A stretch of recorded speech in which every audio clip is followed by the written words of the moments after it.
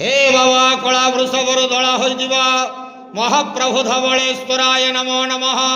दीपं यदि परं ब्रह्म दीपं यदि जनार्दनः दीपहरतु मे पापो पूजा दीप नमस्तुते। बाबा धवलेश्वर महाप्रभु संसार सुखी रखंतु।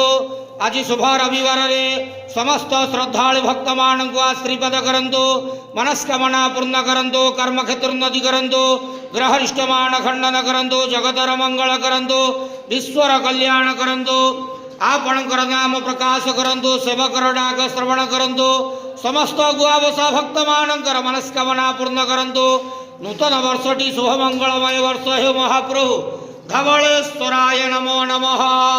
संसार सुखी रहो आनंद के वार हरि बोलो। समस्त श्रद्धालु भक्त मान को आशीर्वाद करंतु आनंद के वार हरि बोलो। ओम नमः शिवाय धवलेश्वराय नमो नमः।